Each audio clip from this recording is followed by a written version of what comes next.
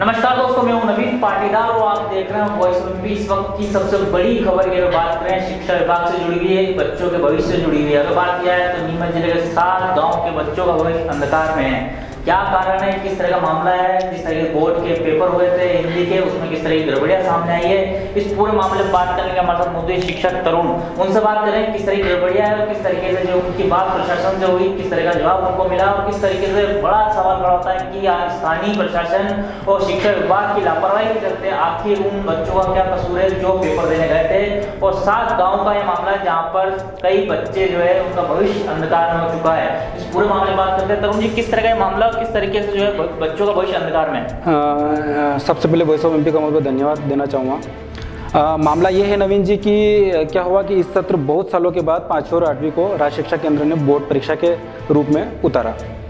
तो बच्चे पहले ही थोड़े घबरा हुए तो थे, लेकिन उसके साथ ही 5वीं क्लास का जो प्रथम पेपर हाई सेकेंडरी स्कूल अड़मालिया में हुआ, तो बच्चों के हाथ में पेपर आते ही बच्चों के होश उड़ गए। हुआ ये कि फ्रंट का पेज तो हिंदी का था, लेकिन उसके साथ पीछे के सारे अटैचमेंट पेपर जो थे वो सारे पर्यावरण के निकले।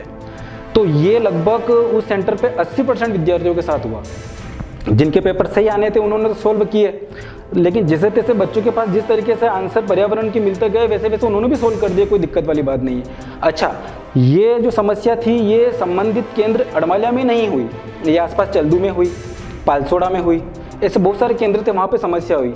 लेकिन समय रहते वहाँ के अधिकारियों ने उसको समझ लिया और समझते ही जो सही कापी आई थी विद्यार्थी की, उनकी फ़ोटो कापी करवा कर बच्चों को वितरित कर दी और वहाँ पर तो होगी प्रॉब्लम सॉल्व। अब रहा अड़मालिया का मामला। अब अड़मालिया के मामले में क्या हुआ कि बच्चों ने सारा पेपर सोल्व कर लिया, उसके बाद संबंधित अधिकारियों को पता चल रहा है कि पेपर में इस तरीके की मिस्टेक है। अच्छा, तो बच्चों ने जैसे ही हमें आके स्कूल में बताया कि सर हिंदी के पेपर में कुछ ईवीएस के क्वेश्चंस भी थे, तो हमने थोड़ा सा लाइटली नहीं लिया उस चीज़ को, क्योंकि बच्चे को भी नहीं पता था कि यार किस तरह का पेपर। हमने सोचा ये सेट आए होंगे, कुछ घुमा फिरा के क्वेश्चंस आए होंगे, बच्चे नहीं समझ पाए होंगे। लेकिन जब रिजल्ट आया तो हमारे सबके होश उड़ गए। अड़मालिया के खुद प्राथमिक विद्यालय में 10 में से 9 बच्चे हिंदी में फेल। हमारे स्कूल में 10 बच्चों में से 5 बच्चे फेल। केलूखेड़ा का जो सेंटर लगता है, केलूखेड़ा स्कूल लगता है, उसमें से 11 बच्चों में से 7 बच्चे फेल। ठीक है, ऐसे तमाम 7 गाँवों में लगभग परसेंटेज 90% गिर गया। फिर पता चला कि हिंदी का पेपर ही क्यों, इंग्लिश में चला जाता बच्चा, गणित में चला जाता बच्चा, पर्यावरण में चला जाता बच्चा, लेकिन उनमें तमाम सब्जेक्ट्स में तो अच्छे नंबर कवर कर रहा है बच्चा, और सिर्फ हिंदी में ही सारे बच्चे क्यों फेल हो रहे हैं। इसकी जानकारी के लिए हम पहुँचे फिर डीपीसी कार्यालय नीमच, कलेक्ट्रेट ऑफिस। वहाँ कुछ अभिभावक और हम डीपीसी सर अपने प्रलय जी उपाध्याय से जब मिले तो हमें उनके संज्ञान में जानकारी डाली, तो उनका कहना ये था कि यह आपके यहाँ की गड़बड़ी नहीं है, यह कुछ सेंटर पे भी था लेकिन हमने उसको सुधार करवा लिया, लेकिन हमारे संबंधित अधिकारी जो थे वो आपके अड़मालिया सेंटर तक नहीं पहुँच पाए। तो क्या मेरा ये कहना है कि क्या उनकी गलती की सज़ा मेरे बच्चे भुगते हैं? अब उनकी गलती की वजह से जो सिस्टम मिसमैनेज हुआ है, बच्चे एग्ज़ाम नहीं दे पाए सही तरीके से, अब वो फेल हो गए हैं, अब वो सारी सज़ा हमारे बच्चे भुगत रहे हैं। इससे संबंधित बात जब हमने उनसे कही कि क्या समाधान है इस चीज़ का, आपको समाधान तो होगा इस चीज़ का, तो उनका ये कहना है कि वापस से हम री एग्ज़ाम ले लेंगे। री एग्ज़ाम का मतलब तो सप्लीमेंट्री हो गया है, और पेरेंट्स अब सप्लीमेंट्री दिलाने के पक्ष में नहीं है और ना ही हम पक्ष में हैं। तो एक बहुत बड़ा ये मामला इस तरीके से आया कि बच्चे मानसिक तनाव से ग्रसित हो रहे हैं, पेरेंट्स हमारे ऊपर ऑप्शंस उठा रहे हैं, क्योंकि पेरेंट्स अभी समझ नहीं पा रहे हैं कि मामला क्या है, लेकिन अब पेरेंट्स को भी समझ में आ गया। इससे संबंधित हमने एक आवेदन डीपीसी कार्यालय में दे दिया है। संबंधित हमारे जिलाधीश कलेक्टर साहब से भी इस बारे में बात हो गई है। वो कह रहे हैं कि हम इस संज्ञान को जाँच में डालेंगे और संबंधित के खिलाफ कार्यवाही प्रेषित करेंगे। जब हमारा यह कहना है कि 9th और 10th जैसे बोर्ड एग्जाम में, 12th बोर्ड एग्जाम में जब संबंधित प्रश्न गलत हो जाता है तो उसके पूरे में से पूरे मार्क्स बोनस के रूप में दे दिए जाते हैं। 5th और 8th में ऐसा रूल्स क्यों नहीं है?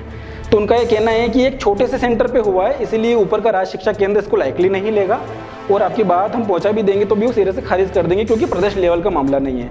तो क्या हमारा भविष्य, हमारे बच्चों का भविष्य इनकी गलतियों के ऊपर आधारित रहेगा?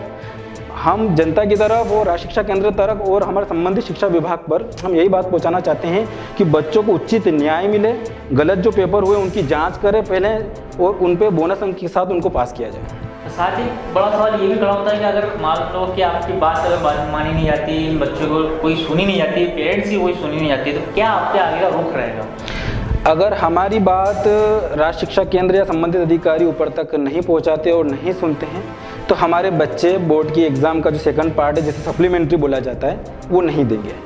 क्योंकि बच्चों का ये कहना है कि हम टॉपर्स हैं, हमने बहुत अच्छा पेपर किया है, संबंधित पेपर ही गलत आया है, सिस्टम ने ही पेपर गलत भेजा है, बाकी के साथ तो न्याय कर दिया उन्होंने तत्काल सेंटर पर जाके, अड़मला सेंटर पर न्याय नहीं हुआ है, तो उसकी सज़ा हम क्यों भुगते और हम क्यों हमारी मार्कशीट में पूरक का एक टेक लगाएं। इसीलिए वो पेपर देने के लिए बिल्कुल राज़ी नहीं है। मानसिक तनाव इतना बच्चों पर बना हुआ है कि बच्चे रो रो के परेशान हो रहे हैं, पेरेंट्स लोग बिल्कुल हाइपर हो रहे हैं, वो बोल रहे हैं कि ऐसा क्या हो गया, आपने क्यों ध्यान नहीं लगाया। लेकिन ये ध्यान प्राइवेट स्कूलों का नहीं था, ये संबंधित विभाग में जो वहाँ के जो थे उनका ये काम था, उन्होंने सही तरीके से इस चीज़ को मैनेज नहीं किया। क्या अब आप इस पूरे मामले को लेकर परिवार के साथ शिक्षा विभाग और जिम्मेदार बात करें तो डीएम से मिलेंगे आप? सोमवार के दिन हम सब ने यह अभी तय किया है कि अभी आने वाली तारीख जो है सोमवार आ रही है, तब हम कुछ पेरेंट्स इसमें भागीदारी ले रहे हैं। सारे पेरेंट्स ही चाहते हैं कि हम एक बार जाके जिलाधीश महोदय से मिलें और उनको संबंधित बात बताएं कि किस तरीके से हमारे बच्चों के साथ ये घटना घटित हुई है और किस तरीके से वो तनाव में बच्चे अपना भी जीवन निकाल रहे हैं। तो इससे संबंधित हम धरना ज़रूर हम सोमवार को देंगे। तो बड़ी अपडेट निकल के आई किस तरीके से जो एक सेंटर है, सेंटर को किस तरीके से बच्चों के भविष्य के साथ स्थानीय हमारे शिक्षा विभाग की बड़ी लापरवाही सामने आई, जहाँ पर कई बच्चों का भविष्य अंधकार में है। एक बड़ा सवाल खड़ा होता है कि आखिर इन बच्चों का क्या कसूर है जिन बच्चों ने पेपर दिया है। साथ ही अगर बात करें जिस तरह की दौड़ने शिक्षक जो है उन्होंने बड़ी बात है कि अगर बच्चा फेल होना था तो दूसरे पेपर में फेल होना था, जबकि हिंदी तो सबको आती है, सब पढ़ते हैं और नॉर्मली कहा जाता है कि हिंदी कोई भी पास कर सकता है, हिंदी का पेपर कोई पास कर सकता है। ऐसे में एक बड़ा सवाल खड़ा होता है कि आखिर स्थानीय प्रशासन की लापरवाही, शिक्षा विभाग की लापरवाही इन बच्चों को ऊपर क्यों थोपी जा रही है। इस वक्त की सबसे बड़ी अपडेट हम आपको बता रहे थे। इस तरह के अपडेट के लिए बने हमारे साथ। जय हिंद, जय भारत।